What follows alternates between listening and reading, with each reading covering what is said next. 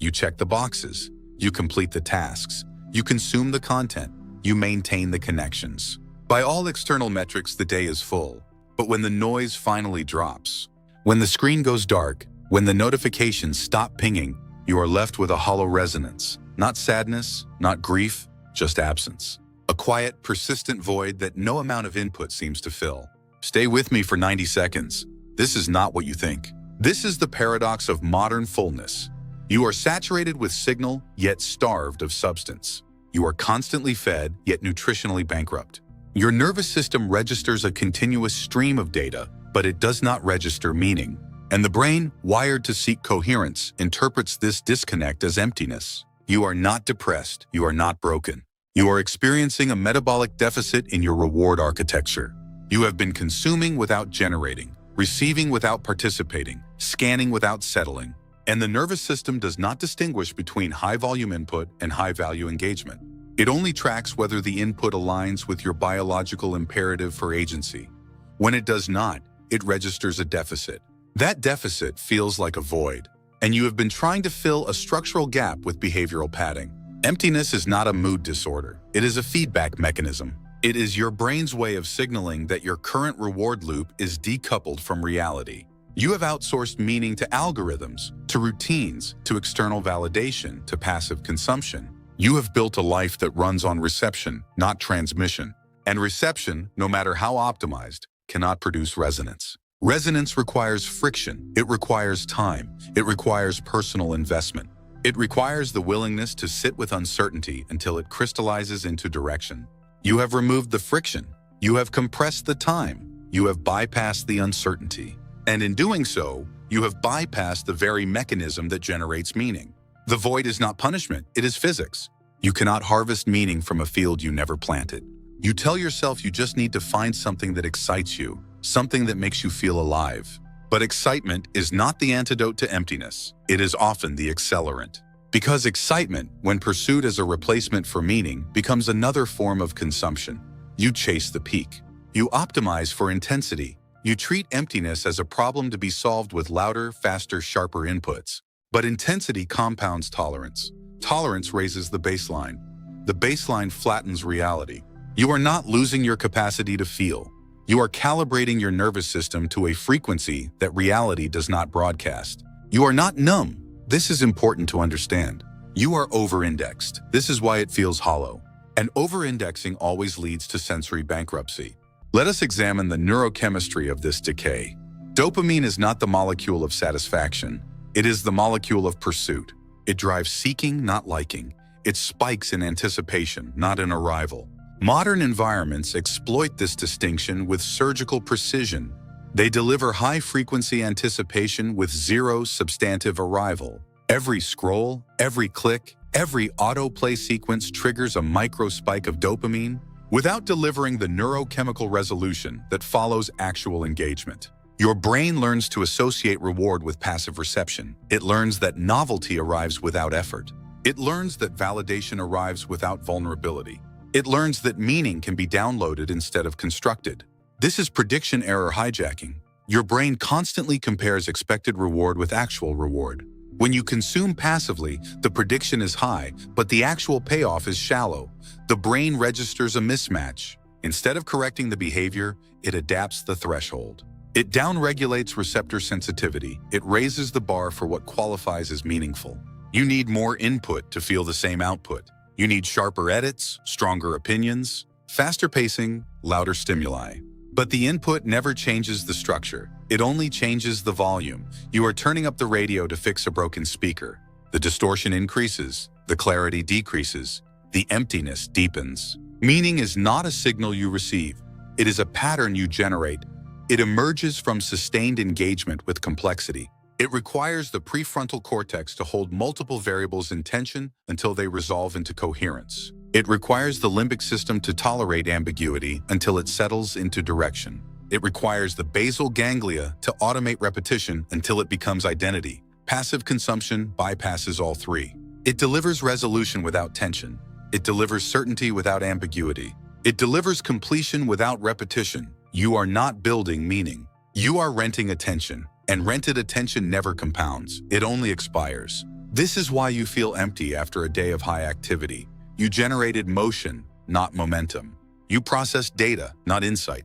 You consumed output, not experience. Your nervous system logged the inputs but did not log the integration. Integration requires time. It requires silence. It requires the absence of new signal so the existing signal can settle. You have removed the silence. You have filled every gap with new input. You have treated pause as inefficiency instead of processing time. And without processing time, experience cannot consolidate. It remains fragmented. It remains superficial. It remains hollow. You are not losing meaning to distraction. You are losing it to fragmentation, to the chronic inability to let a single thread develop into a tapestry. Consider the neurological switching cost between your default mode network and your task-positive network. The default mode network activates during rest, rumination, and self-referential thought. The task-positive network activates during focused, goal-directed action. It suppresses self-referential noise. It narrows attention. It drives execution. The transition between these two states is not seamless. It requires cognitive energy. It requires a deliberate override of the default mode's gravitational pull. When you spend hours in the default mode, planning, worrying, fantasizing about results, you strengthen that network's dominance. You make the switch to execution increasingly expensive. Your brain becomes addicted to its own narration. It prefers the simulation of progress over the friction of actual progress. You are not losing time to distraction. You are losing time to internal broadcasting, to the endless rehearsal of a life you are not living. The mechanism is complete when you realize that consumption and generation operate on opposing neurological pathways. Consumption activates the default mode network. It encourages self-referential scanning, comparison, and passive evaluation. Generation activates the task-positive network. It forces external focus, problem-solving, and real-time adaptation. When you spend your days in consumption mode, you strengthen the default mode's gravitational pull. You make generation increasingly expensive. You make initiation feel like climbing. You make depth feel like drowning. But depth is not drowning. Depth is anchoring. And anchoring requires dropping weight, not adding more surface area. You are trying to find meaning by expanding your input. Meaning requires contracting your input so your output can breathe. This is how days compound into years without measurable progress, not through malice, through misalignment. You treat potential as a destination you will eventually reach, but potential is a direction you must actively maintain. Direction requires vector. Vector requires sustained force in a single orientation. When you scatter your force across 100 micro-orientations, you generate heat, not movement. You generate exhaustion, not output.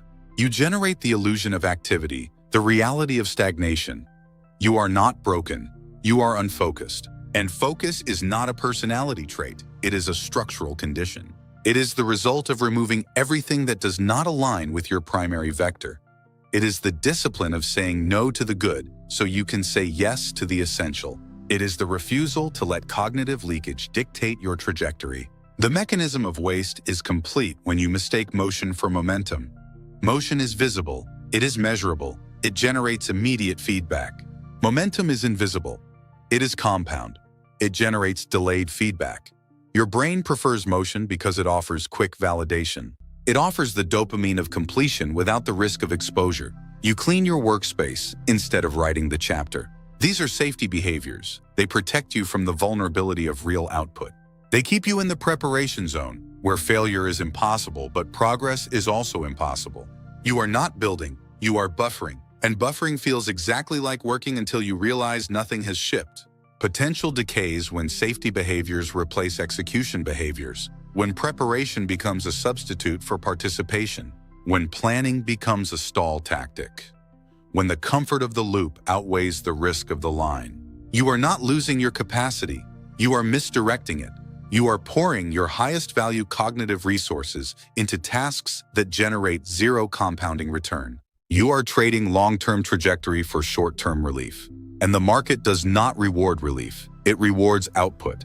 It rewards shipped work. It rewards visible progress. It rewards the willingness to cross the activation threshold and stay there long enough for momentum to take over. You do not need more time. You need less leakage. You do not need more motivation. You need fewer context switches. You do not need more clarity. You need more sustained orientation. The potential is already there. It is just trapped behind a wall of misallocated energy. Remove the wall. Redirect the current. Watch what happens when you stop shuffling debt and start building equity. Here's the trap most people never see. You treat emptiness as a defect to be fixed. So you deploy fixes. You download new routines. You chase new passions. You optimize your environment for inspiration. You seek mentors, frameworks, breakthroughs, epiphanies. But every fix is just another layer of consumption. You are trying to solve a generation deficit with a reception strategy. You are trying to fill a structural void with behavioral volume, and volume does not bridge structure. It only masks it. The emptiness returns, louder, heavier, more persistent, because the underlying architecture remains unchanged. You are still receiving. You are still waiting.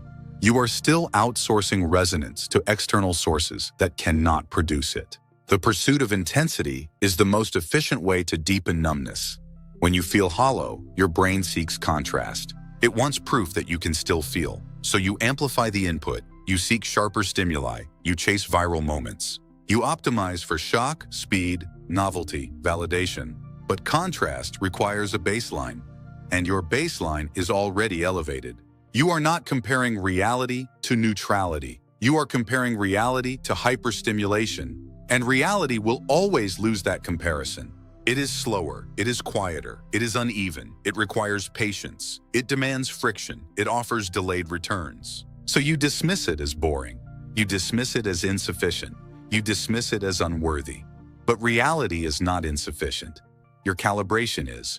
You have trained your nervous system to expect fireworks in a world that operates on embers, and embers, when ignored, turn to ash. This is why the loop tightens. Emptiness triggers search. Search triggers consumption. Consumption triggers tolerance. Tolerance triggers deeper emptiness. The cycle closes. You are not stuck because you lack passion. You are stuck because you have mistaken stimulation for substance. You have confused signal with meaning. You have treated attention as currency instead of infrastructure. Attention is not something you spend. It is something you invest. An investment requires holding position. It requires staying with a single thread until it yields return. You have been rotating threads before they mature. You have been harvesting seeds before they root. You have been treating depth as inefficiency instead of compounding. The psychological cost is identity fragmentation. When you consume more than you generate, your self-concept becomes reactive. You define yourself by what you watch. You become a mirror instead of a source. Mirrors reflect, they do not originate. And reflection without origination leads to existential drift. You lose the center because you never built one. You outsourced your center to the feed, to the algorithm, to the crowd, to the trend. And trends shift. Algorithms update. Crowds disperse. Feeds refresh. When the external anchor moves, the internal void expands. You are not losing yourself to emptiness. You are losing yourself to delegation. You handed your meaning-making apparatus to systems designed for retention, not resonance. And retention cannot produce resonance. It can only produce repetition. Recognize the pattern.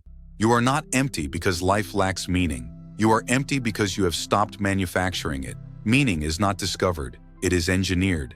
It is the byproduct of sustained, deliberate participation in reality. It emerges when you stop waiting for the world to impress you and start asking what you can impose upon it. Not through force, through friction, through repetition, through the quiet, unglamorous act of showing up to the same space day after day until it yields something that did not exist before. You have been waiting for meaning to arrive. Meaning does not arrive. It is built, brick by brick, thread by thread, input by output. You are not broken. You are passive. And passivity, when chronic, masquerades as emptiness. Strip the mask. Look at the mechanism. The void is not a destination. It is a diagnostic. And diagnostics only work when you stop treating them as defects and start treating them as blueprints. Let us terminate the negotiation with mood. You have spent years treating emptiness as an emotional state to be resolved. This is a categorical error. Emptiness is not a feeling. It is a structural signal. It is the exact distance between your current input and your required output. You do not cure it by changing how you feel. You cure it by changing what you do. The moment you stop chasing resonance and start engineering participation, the dynamic shifts. The first shift is perceptual. Stop asking what will make you feel whole. Start asking what will make you useful. Wholeness is a byproduct of utility. When you generate value, when you solve tangible problems, the reward architecture realigns. Dopamine stops tracking novelty, it starts tracking progress. You are not trying to feel better, you are trying to function better. And function, when sustained, produces feeling. Give the brain evidence of participation, the feeling will follow. The second shift is architectural. You do not cure emptiness with more input. You cure it with output constraints. Design your environment to force generation. Remove passive buffers. Complicate consumption. Simplify creation. Place your phone in another room during work blocks. Require a deliberate step before reception. Simultaneously, lower the activation barrier for generation. Leave the document open. Prep the workspace. Reduce the friction to zero. You are not relying on inspiration. You are relying on physics. The third shift is temporal. You have been training your nervous system to expect immediate resolution. Meaning does not operate on immediate resolution. It operates on delayed compounding. Track output, not input. Measure shipped work, not consumed content. Celebrate completion, not curation. You are building a portfolio of execution. Execution requires sitting with uncertainty. It requires tolerating imperfect output. Accepting that the first draft will be clumsy. This is not failure. This is calibration. You are not losing time to bad output. You are investing time in neural density. Every imperfect iteration strengthens the pathway. Every shipped piece closes the gap between taste and ability. You do not need more confidence. You need more contact with reality. Reality responds to output. Output requires initiation. You are not empty, you are underutilized. And utilization is a choice. This is the exit. Not a mood shift, a structural realignment. You are not broken, you are misrouted. Stop asking, start building. Remove the buffer. Install the output constraints. Let the emotional state catch up. The void is not a prison. It is a workspace. It is the exact space where meaning gets manufactured. The emptiness ends when the output begins. You do not find meaning, you construct it. And once constructed, it runs without you. It runs because you finally stopped waiting for the world to impress you. The terminal is open. The script is written. Execute or don't. The mechanism is indifferent. The output is yours. Decide. Let us strip away the final layer of self-deception. You are not accidentally empty. You are systematically under-participating. Participation does not require permission. It requires repetition. Every time you choose reception over generation, you are casting a neurological vote. You are sending a signal to your basal ganglia that says passivity is the preferred response. You are training your prefrontal cortex to surrender executive control to the limbic system. This is not metaphor. This is synaptic consolidation. Long-term potentiation strengthens the pathways you use most. Long-term depression weakens the pathways you neglect. Consider the physics of compounding in the emotional domain.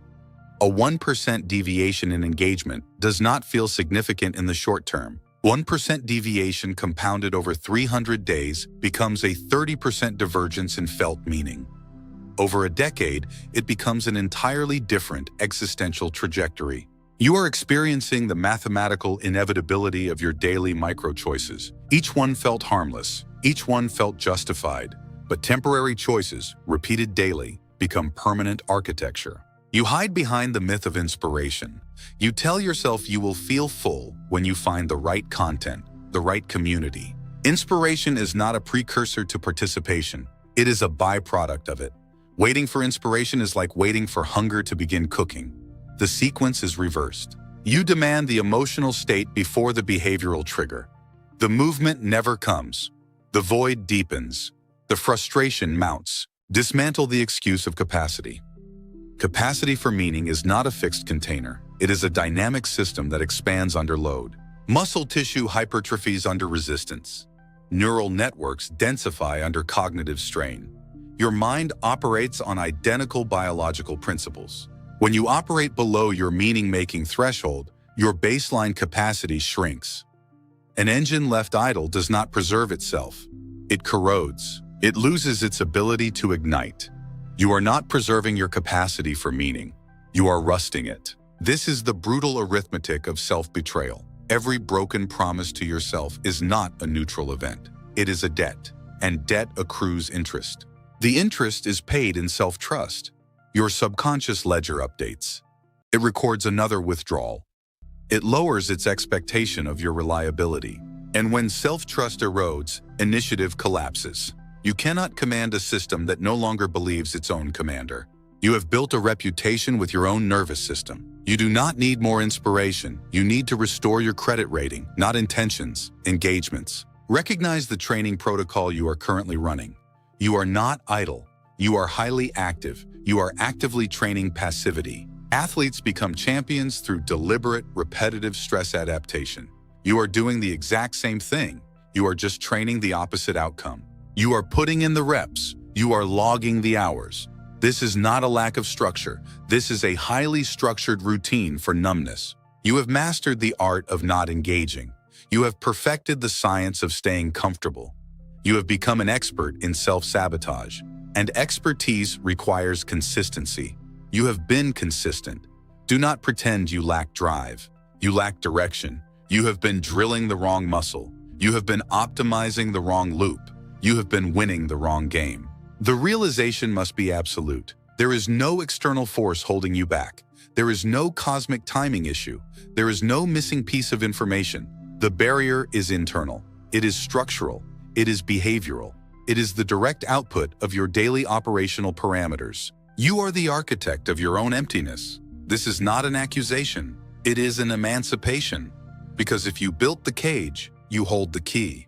If you program the loop, you can rewrite the code. If you trained the numbness, you can train the resonance. The mechanism is identical. The direction is reversible. You do not need a miracle. You need a mirror.